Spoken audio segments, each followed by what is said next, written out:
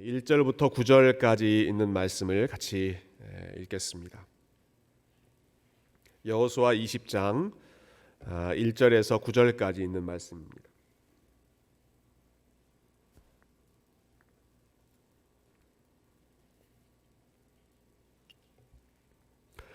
찾으셨으면 우리 한 목소리로 같은 목소리로 함께 읽겠습니다. 시작. 여호와께서 여호수아에게 말씀하여 이르시되 이스라엘 자손에게 말하여 이르기를 내가 모세를 통하여 너희에게 말한 도피성들을 너희를 위해 정하여 부지 중에 실수로 사람을 죽인 자를 그리로 도망하게 하라. 이는 너희를 위해 피의 보복자를 피할 곳이니라.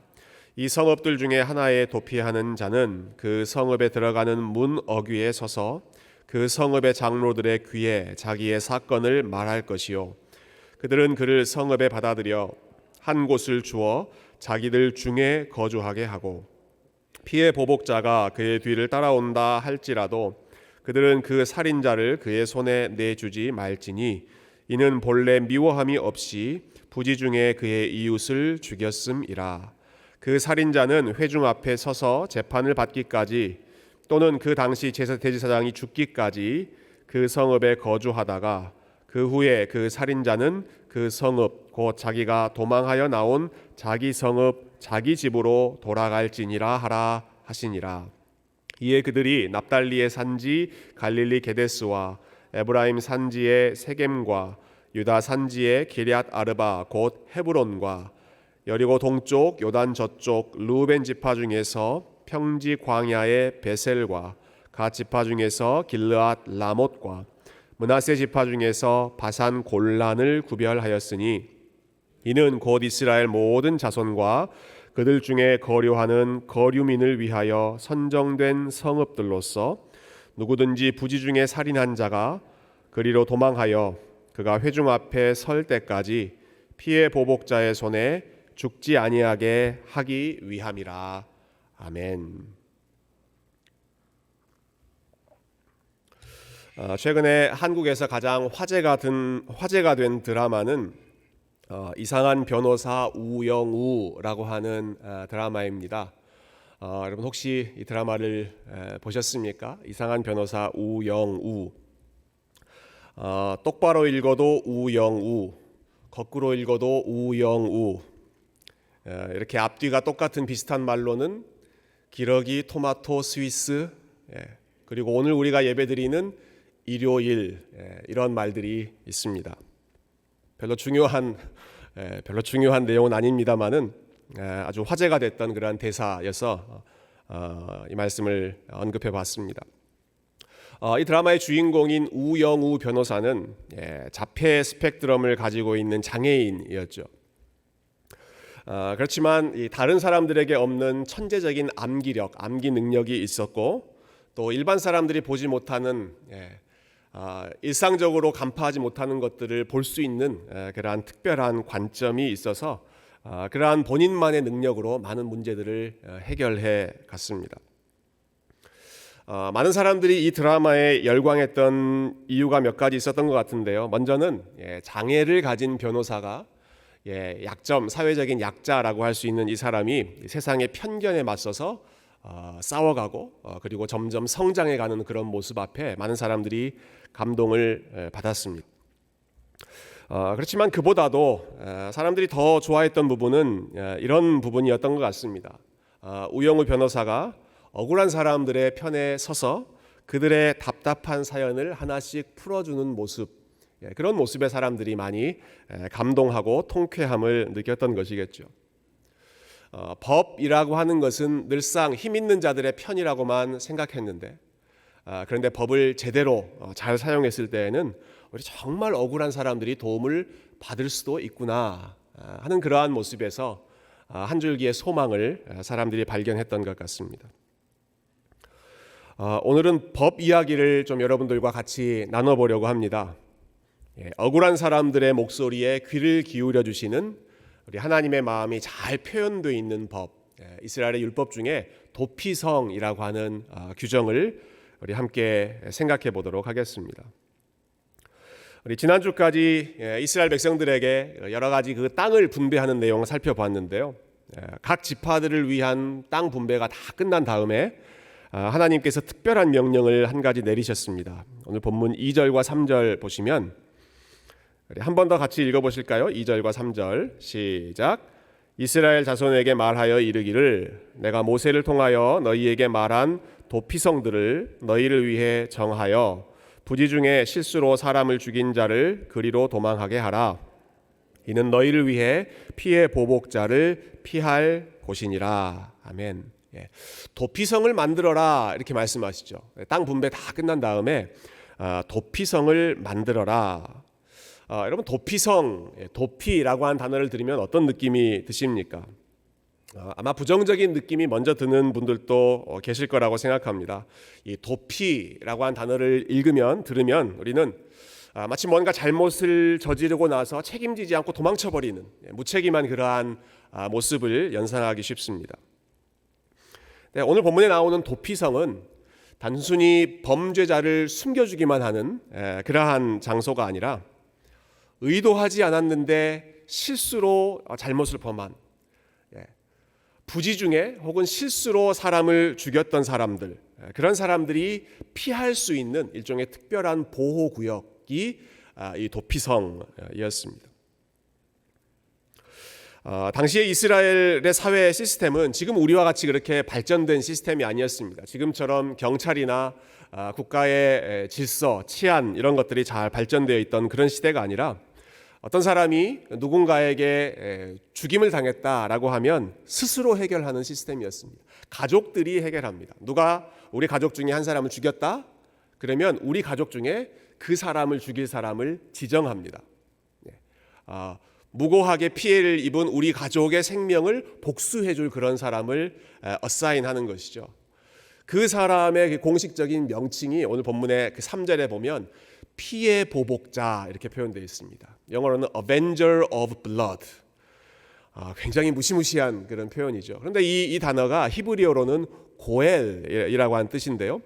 이 고엘이라고 하는 것은 꼭 이렇게 생명을 되갚아주는 복수하는 사람만이 아니라 잃어버린 권리를 되찾아주는 룻기에서 보아스가 그 고엘의 역할을 감당하지 않습니까? 그러니까 여러 가지 의미가 담겨 있는 단어가 이 고엘. 근데 오늘 본문에는 피해 보복자라고 번역되어 있습니다.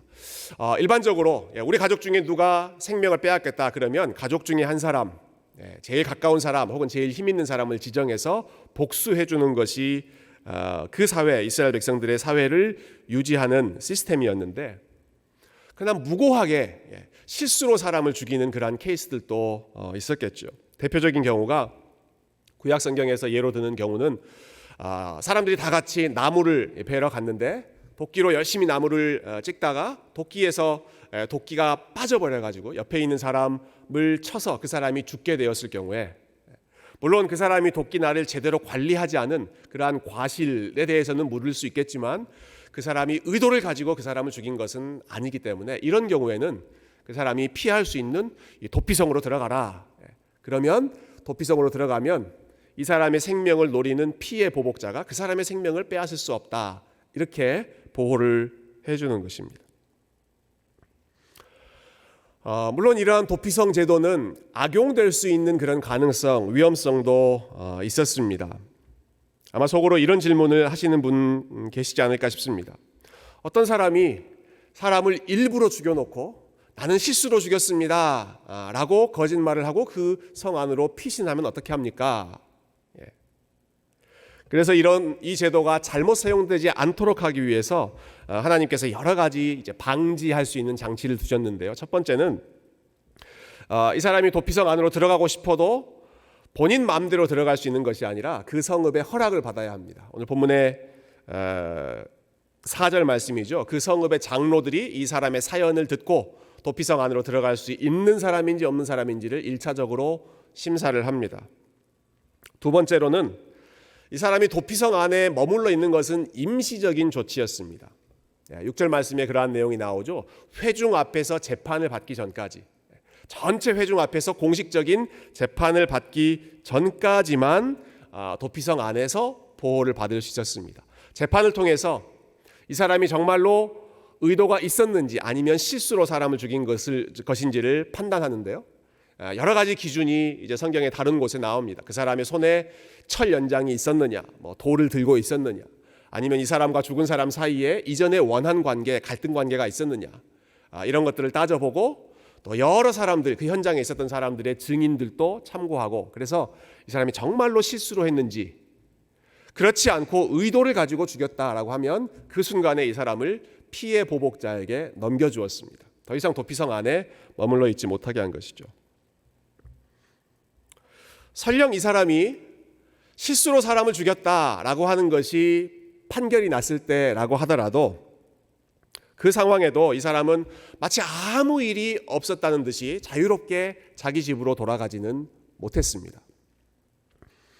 오늘 본문에는 그 내용이 충분히 나와 있지 않는데요. 민수기 35장이나 신명기 19장에 다른 도피성에 대해서 더 자세하게 나와 있는 이 내용들을 우리가 연결해서 살펴보면 그 사람은 본인이 무죄 판결을 받았어도 사람을 죽인 것은 그 사람의 잘못이었기 때문에, 의도하지 않았다고 하더라도 귀한 생명을 해친 것은 그 사람의 잘못이었기 때문에 집으로 돌아가지 못하고 자유를 잃어버린 상태로 도피성 안에서만 격리되어 생활했습니다.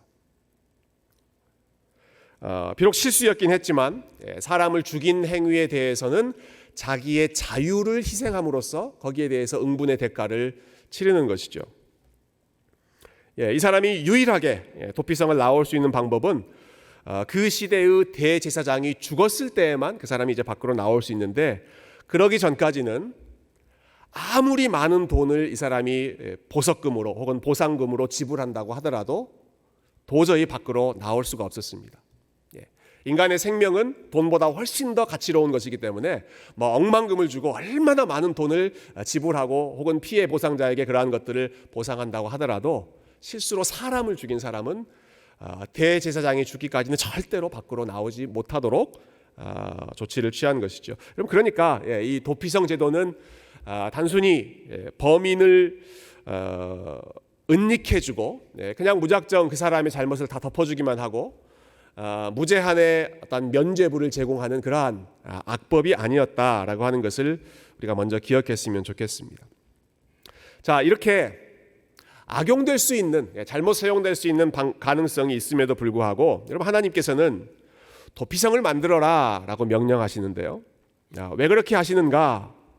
하나님이 그만큼 생명을 중요하게 생각하시고 생명을 사랑하시는 분이시기 때문입니다. 행여라도 억울하게 죽는 사람, 무고하게 실수로 죽였는데 마치 의도해서 사람을 죽인 것처럼 죄를 뒤집어 씌우고 죽는 사람이 생기지 않도록 하기 위해서, 무고하게 피를 흘리는 사람이 생기지 않도록 하기 위해서 도피성 제도를 마련하신 것이죠.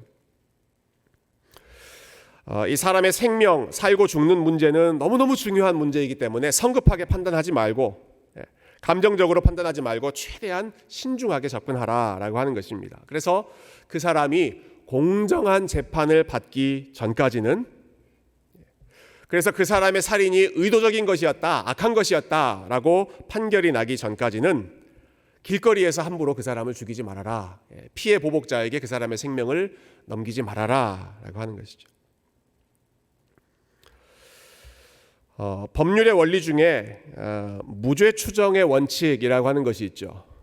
무죄 추정의 원칙, 어떤 원칙입니까? 어떤 사람에게 재판을 통해서 유죄라고 하는 판결이 나기 전까지는 그 사람을 어떻게 생각해라? 무죄라고 생각해라 라고 하는 원리입니다.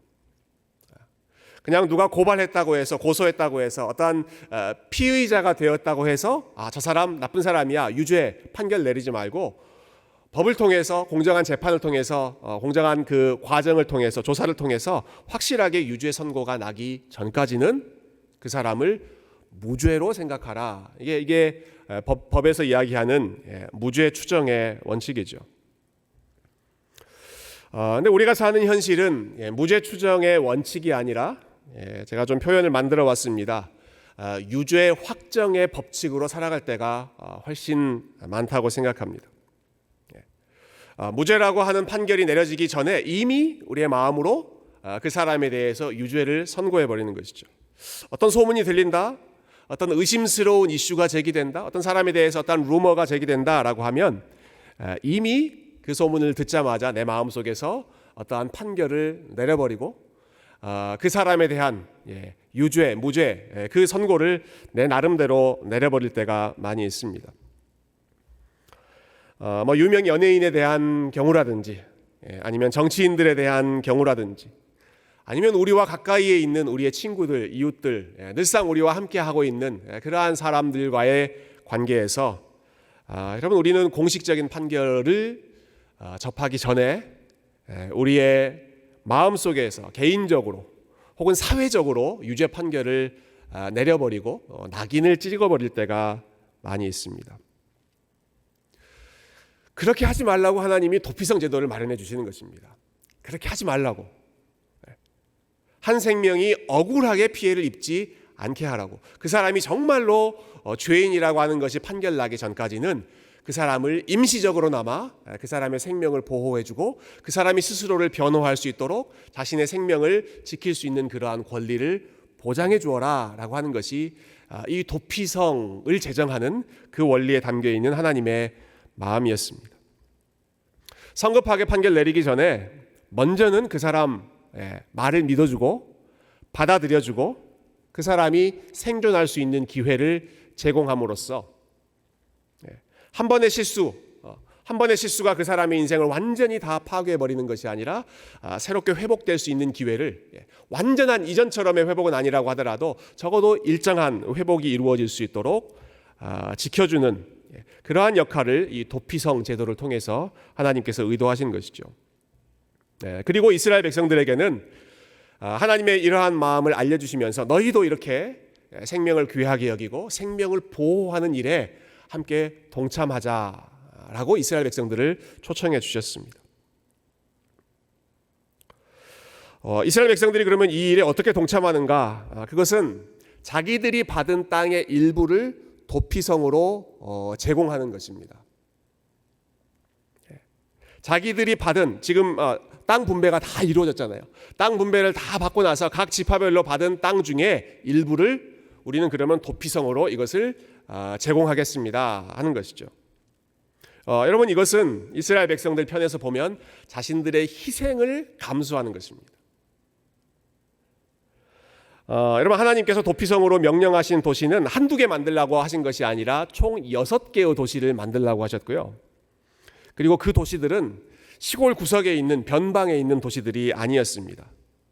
피해를 입은 사람, 이 도피성이 필요한 사람 어디서든지 쉽게 접근할 수 있도록 그 액세서빌리티라고 하죠. 접근 가능성이 좋은 어디서든지 빨리 도달할 수 있는 길목에 가장 중요한 도시들 6개를 도피성으로 확보해라, 마련하라 이렇게 말씀하신 것이죠.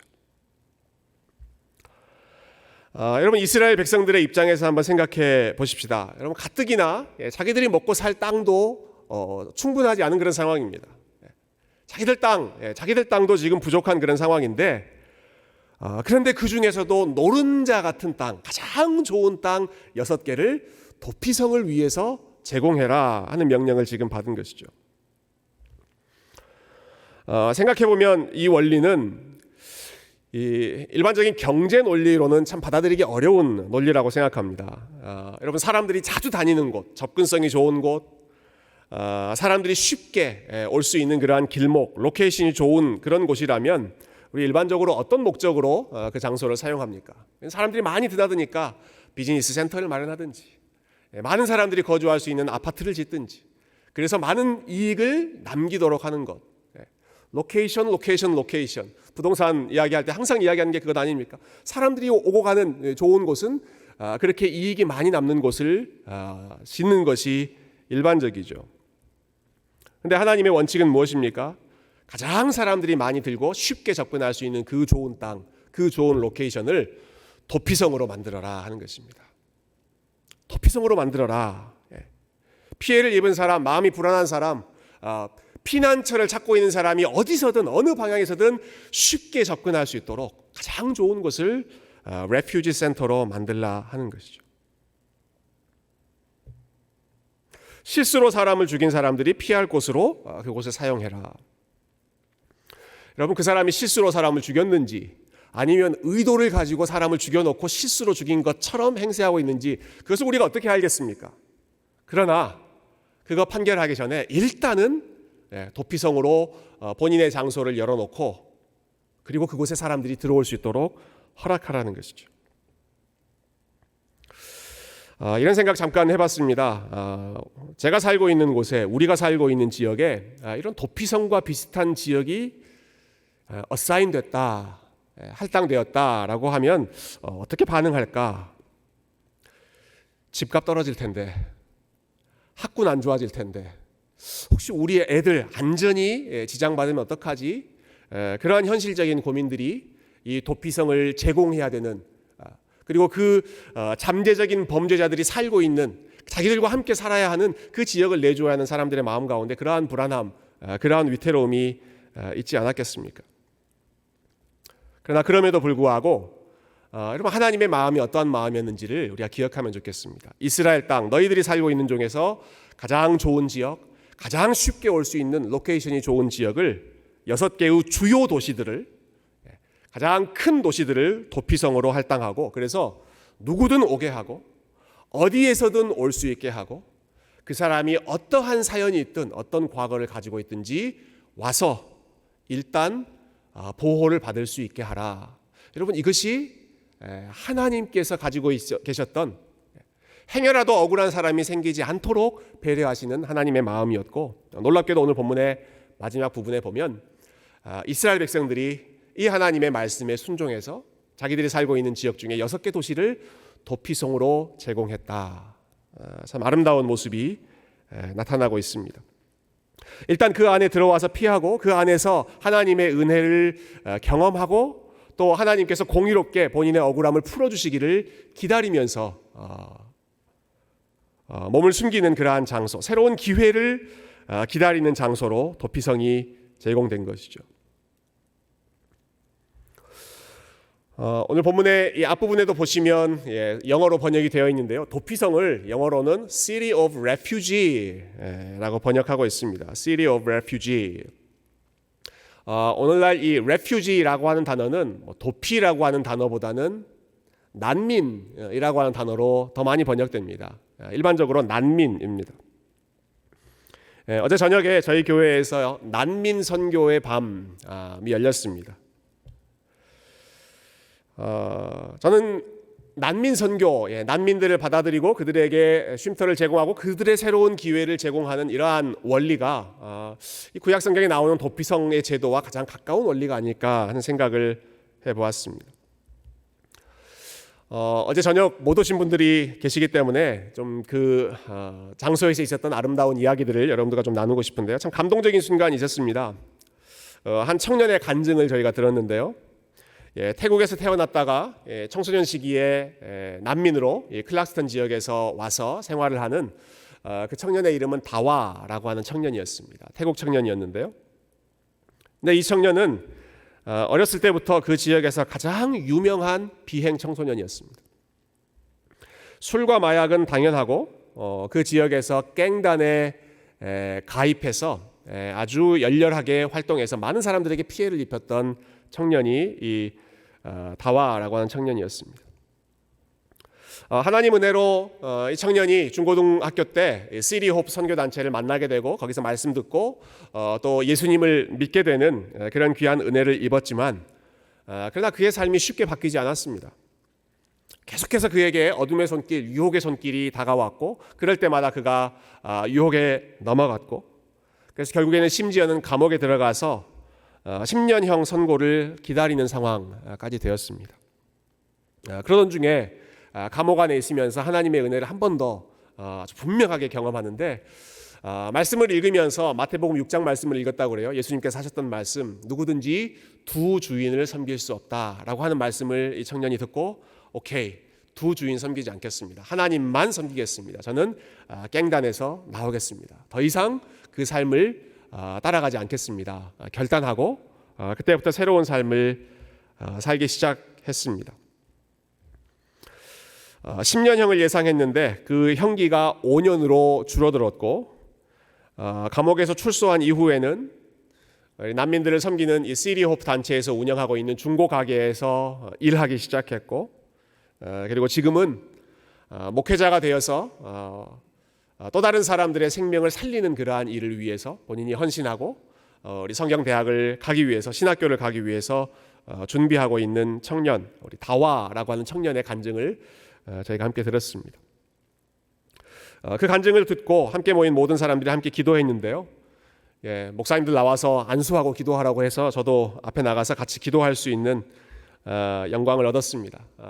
제가 기도했던 내용은 하나님, 이 형제가 바울처럼 한때는 핍박하는 사람이었고 한때는 교회를 핍박하고 사람들을 핍박하는 사람이었지만 이제는 교회를 세우고 사람을 세우는 그러한 청년이 되게 해주십시오 라고 함께 기도하면서 참 하나님의 은혜를 크게 받았던 기억이 납니다.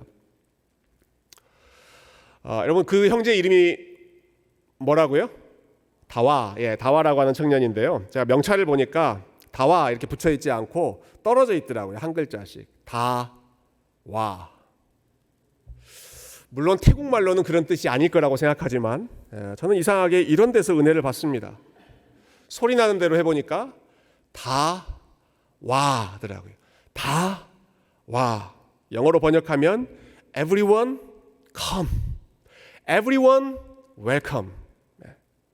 누구든 다 와, 누구든 다 올 수 있고 누구든 회복될 수 있는 도피성과 같은 삶이 아마 그 형제의 이름 다와 라고 하는 그 이름으로 우리가 생각해 볼 수 있지 않을까 싶습니다.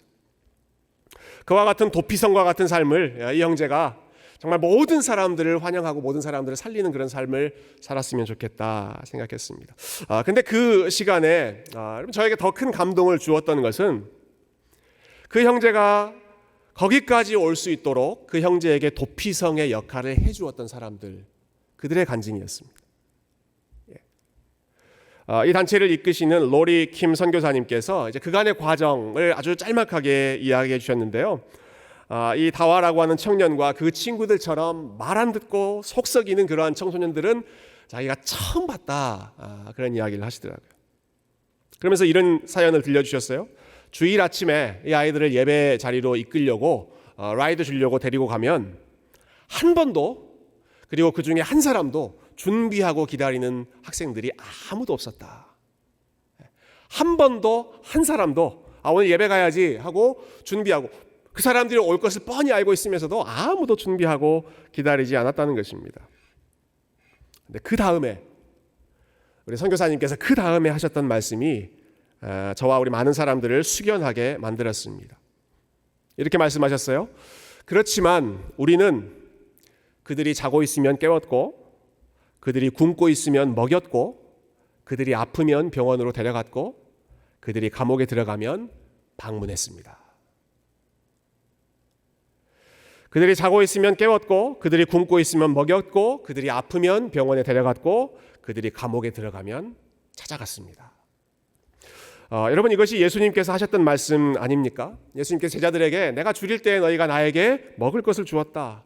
내가 나그나 되었을 때 너희가 나를 영접했다. 병들었을 때 돌보아 주었고, 내가 옥에 갇혔을 때 너희들이 와서 찾아와서 보았다. 주님, 우리가 언제 그랬습니까? 주님, 저희들은 그런 적 없습니다. 아니, 너희 중에, 내 형제 중에 가장 작은 자들에게 한 것이 나에게 한 것이다. 주님께서 그렇게 말씀하셨죠. 여러분, 다와 형제가 변화된 것, 과거의 삶을 뒤로 하고 내가 이제 새로운 삶을 살겠습니다. 바울처럼 목회자가 되겠습니다. 사역자가 되겠습니다. 아름다운 변화의 열매를 맺는 것 너무너무 감사한 일입니다. 하나님께서 영광을 받으셨을 줄로 믿습니다. 그러나 이미 하나님께서 영광을 받으신 것은 그 열매가 나타나기 전이었다고 저는 생각합니다.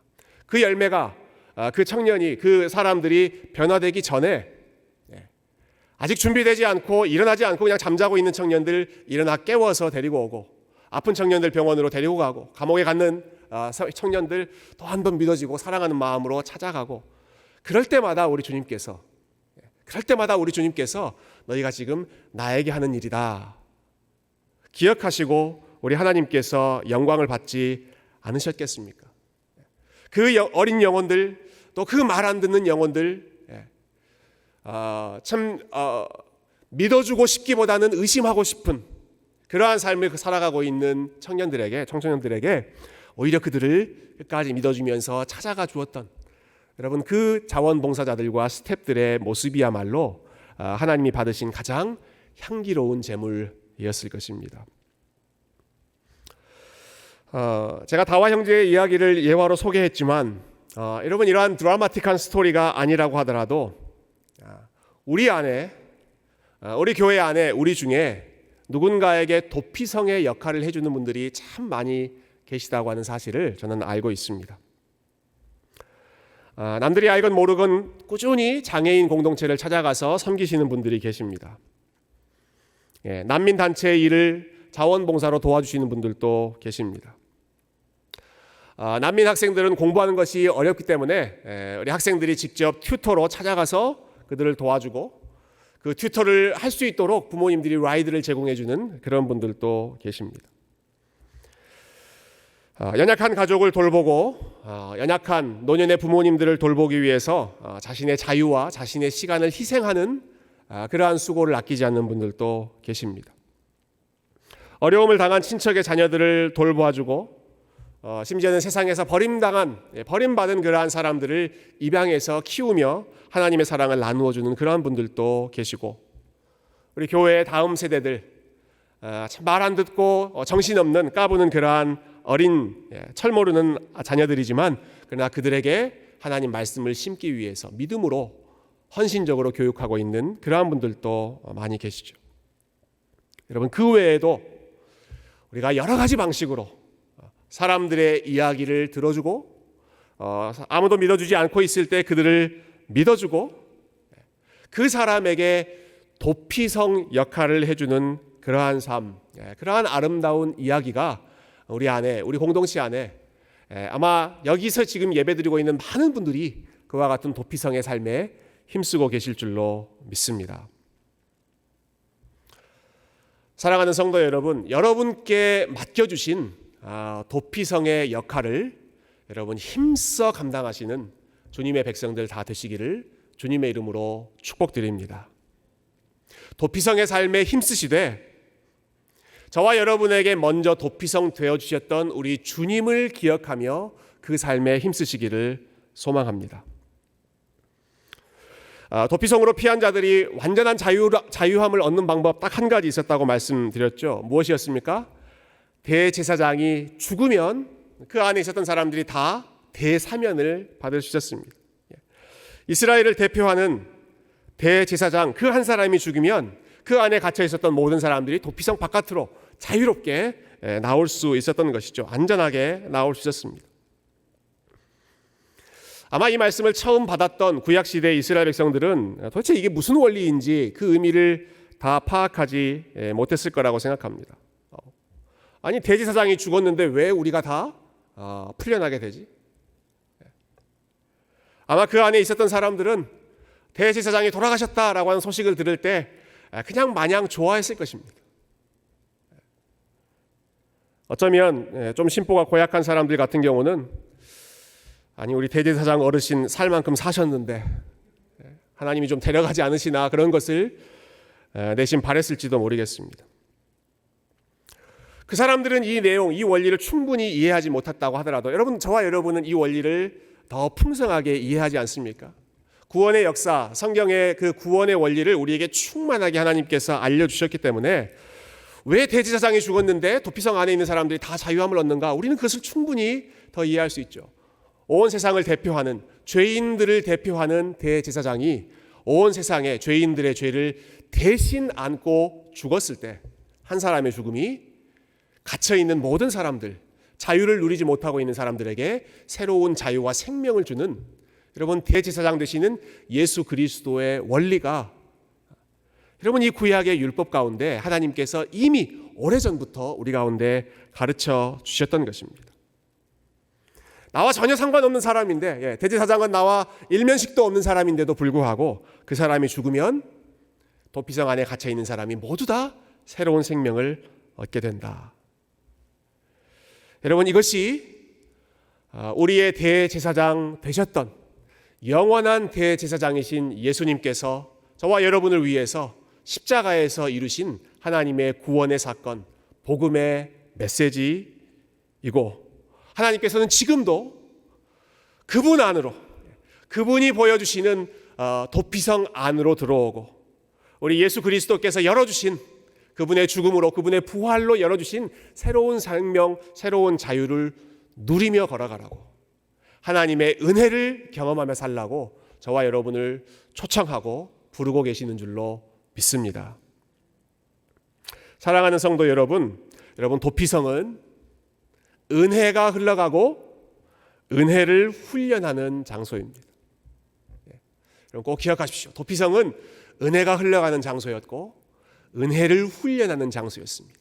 도피성 바깥은 심판과 정죄와 보복과 비난과 피해 보복자가 기다리는 그러한 세상이었지만, 도피성 안은 하나님의 은혜가 보호하고 있는 장소였고, 그리고 예수님께서는 궁극적으로 그 도피성을 아예 허물어 버리시고 저와 여러분에게 온전한 자유와 온전한 생명을 허락하셔서 우리가 더 이상 피해 보복자를 두려워하지 않고, 더 이상 사람들의 정죄와 심판을 두려워하지 않고 우리를 온전히 용납해 주시는, 어떤 상황에서도 우리를 믿어주시고 하나님 앞에 달려갔을 때 우리를 품어주시는 그 피난처 되시는 예수님께로, 그 은혜의 길로 초청해 주시는 줄로 믿습니다. 이 하나님의 은혜를 기억하고 여러분 도피성 안으로 오늘도 믿음으로 달려가시고, 그리고 그 도피성의 은혜를 우리 주변에 있는 사람들과 함께 나누며 누군가에게 쉼과 안식과 보호를 제공할 수 있는 도피성과 같은, 우리 주님과 같은 그러한 삶을 힘써 살아가실 수 있기를 주님의 이름으로 축원드립니다. 함께 기도하겠습니다.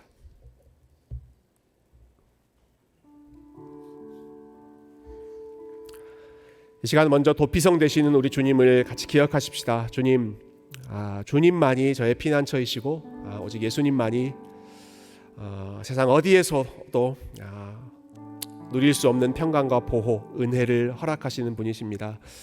주님께 달려갑니다. 누구도 나를 받아주지 않고 누구도 나를 믿어주지 않지만 나에게 새로운 기회를 주시는 도피성 안으로, 우리 하나님의 은혜 안으로 여러분 이 시간에 우리가 함께 믿음으로 달려가고, 그 은혜 받은 자로서 나의 삶이 참 도피성처럼 쉼을 제공할 수 있는, 사람들을 보호할 수 있는, 나의 섬김을 통하여 사람들의 생명이 다시 회복될 수 있는 그 일을 위하여 사용해 달라고 우리 피난처 되신 주님께 우리의 삶을 맡기며 이 시간 함께 기도했으면 좋겠습니다. 같이 기도하겠습니다. 존귀하신 하나님 아버지, 하나님 우리의 참된 도피성 피난처 되시는 우리 주님, 하나님 피해 보복자에 의해서 하나님 두려움 가운데 주님 우리를 정죄하고 비난하고 나 스스로도 나를 정죄하고 하나님 판단하고 주님 날카로운 참 비난의 손가락을 날릴 때, 그러나 그럼에도 불구하고 품어주시는 우리 하나님의 은혜를 생각합니다.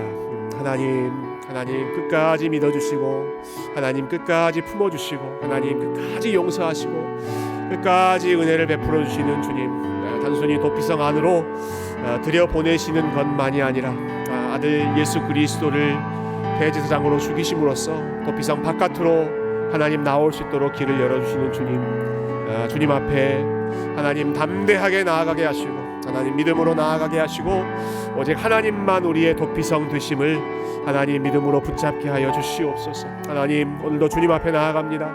오늘도 주님만이 우리의 피난처이십니다. 오늘도 주님만이 우리의 도피성 되어주십니다. 하나님 저의 인생이, 하나님 우리 교회가, 하나님 우리 가정이 도피성과 같은 은혜를 흘려보내는 귀한 공동체가 될 수 있도록 주님 축복하여 주시옵소서. 우리 함께 찬양하며 우리의 피난처 되신 우리 주님의 이름을 높여드리십시다. 나의 피난처 예수 함께 찬양하겠습니다. 나의 피난처 예수 의지해요. 나의 피난처 예수 의지해요. 나의 가는 길에 거센 바람 몰아쳐와도 나의 피난처 예수 의지해요. 나는 영원히 주님, 나는 영원히 주님 사랑해요. 나는 영원히 주님 사랑해요. 세상 어떤 것도 나의 사랑 끊을 수 없네.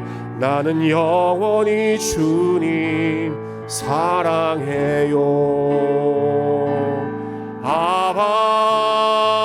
아버지 나를 사랑하시니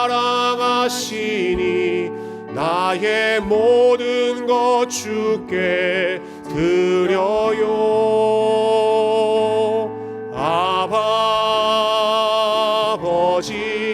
내가 여기 있으니 주님 영광 위하여 서주세요. 아버지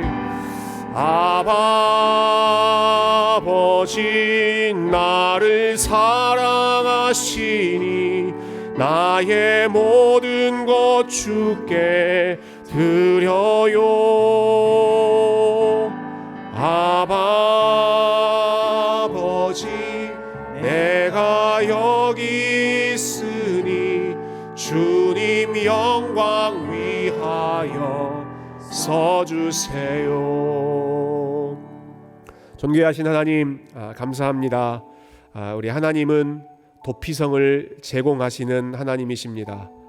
피난처를 찾기 어려운 마음이 두렵고 피해 보복자가 나를 해치면 어떨까, 나를 죽이면 어떨까 늘 불안함 가운데 살아가는 자들에게 하나님 도피성을 열어주셔서 저들의 생명을 보호해 주시고, 심지어는 아들 되신 예수 그리스도 우리의 가장 좋은 대제사장으로 십자가의 제물로 내어주셔서 이제는 도피성 바깥으로 자유롭게 나올 수 있도록 우리에게 새로운 생명을 허락해 주시는 우리 하나님의 은혜, 하나님의 사랑을 기억하며 주님께 찬양과 경배, 영광을 올려드리오니 하나님 모든 영광을 주님 홀로 받아 주시옵소서. 우리의 좋은 피난처 되어주시는 주님, 우리의 마음이 두려울 때마다, 우리의 마음이 흔들릴 때마다 도피성 되시는 예수님 바라보고 주님께 달려가게 하여 주시옵소서. 세상이 나를 정죄하고 사람들이 나를 비판하고 심지어는 나 자신도 나를 용서하기 어려울 때, 그러나 우리 주님께서 우리를 품으시고 오라고 초청하여 주시니 담대히 믿음으로 주님께 나아가게 하시고 주님의 사랑 입고 담대히 도피성 바깥으로 나오게 하여 주시고, 하나님 이제는 쉼이 필요한 자들에게, 하나님의 은혜가 필요한 자들에게 도피성 역할 열심히 감당할 수 있도록 우리 주님의 축복의 도구로, 은혜의 통로로 우리 새교회를, 그리고 함께 예배하는 모든 주의 백성들 사용하여 주시옵소서. 우리의 피난처 되시는 예수 그리스도의 이름으로 기도드리옵나이다. 아멘. 예, 감사합니다. 주보에 있는 교회 소식을 잠깐 나누겠습니다. 예, 오늘 저희 교회 처음 방문하시고 또 함께 예배 드리시는 분들 환영하고요. 예배 후에 잠깐이지만 또 함께 인사 나누고 또 교제할 수 있는 시간 있었으면 좋겠습니다. 예, 화요일 저녁 7시에 우리 중보기도 계속 진행되고 있고요. 우리 가정 예배 우리 각 가정에서 열심히 사용해 주시기를 바라고요. 우리 지난 주말에 중요한 행사가 2개 있었는데 우리 명랑 운동회도 아주 즐겁게 은혜 가운데 잘 마쳤고, 또 우리 청년부 수양회도 우리 청년들 은혜를 많이 받고 돌아왔습니다. 이번 2가지 행사를 위해서 기도로도 좀 많이 도와주셨지만 우리 청년들을 위해서 도네이션 해주시고 또 명랑 운동회를 위해서도 우리 많은 분들이 후원해 주셔서 정말 감사하게 귀한 행사들을 잘 치렀습니다. 예, 오늘 주일 친교 2부 예배와 3부 후에 있다는 광고도 나와 있고요. 예, 작년 성경 공부를 이제 어제부터 시작했습니다. 예, 토요일 반, 화요일 반 같은 내용을 2번 합니다. 그러니까 여러분이 토요일에 오실 수도 있고 화요일에 오실 수도 있고, 토요일에 오셨다가 토요일이 안 되면 그 같은 주에 화요일 이렇게 시간을 맞춰서 여러분들이 오실 수도 있습니다. 내가 성경을 잘 모른다라고 하시는 분은 우리 김충성 목사님이 준비하신 성경이 읽어지네 클래스 참여하시면 좋겠고요. 섬김이 반, 참 섬김이라고 하는 것이 너무 광범위하죠. 가정에서도 섬기고 교회에서도 섬기고 우리 직장에서도 다 섬기는데 섬김의 삶을 좀 더 잘 살아보고 싶다. 조금 구체적으로 그 내용을 알려드린다면 이번 섬김이 반에서는 성령의 9가지 열매, 이 열매를 좀 같이 함께 나눠보려고 합니다. 관심 있는 분들은 이 주보 요 내용 바꿔주실래요? 화요일 저녁 7시가 아니라 화요일 오전 10시, 화요일 오전 10시에 양쪽 클래스가 시간이 다 똑같습니다. 기억해 주시고 참여해 주시면 감사하겠습니다.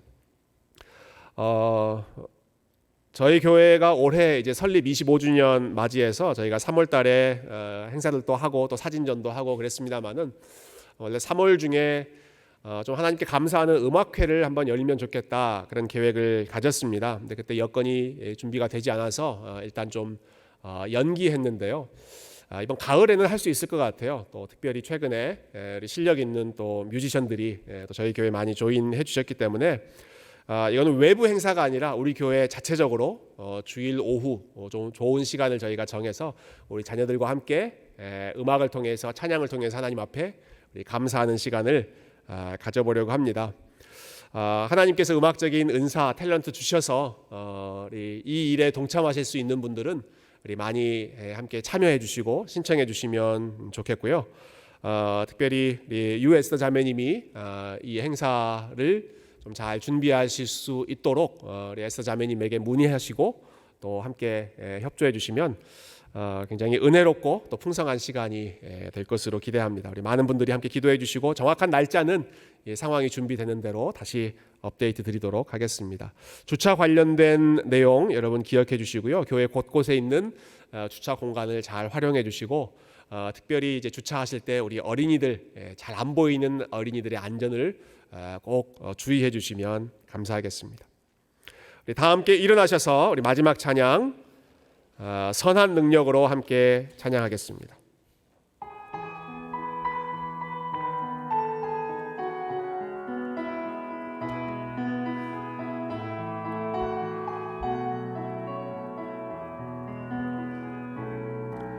주 선한 능력으로 안으시네 그 크신 팔로 날 붙드시네 절망 속에도 흔들리지 않고 사랑하는 주 얼굴 구하리 이전의 괴로움 날 애워싸고 이전의 괴로움 날 애워싸고 고난의 길을 걷는다 해도 주님께 모두 맡긴 우리 영혼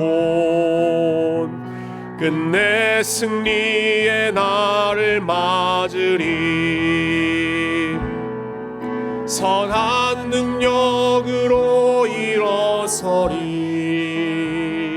주만 의지하리 믿음으로 우리 고대한에 주 오실 그날 영광의 새날을 맞이하리 주께서 밝히신 작은 촛불이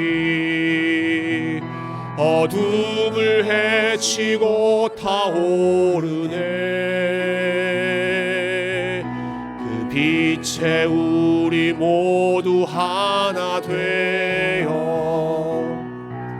온 누리에 비추게 하소서 선한 능력으로 일어서리 주만 의지하리 믿음으로 우리 고대한에 주 오실 그날 영광의 새날을 맞이하리 승리의 새날을 맞이하리 승리의 새날을 맞이하리.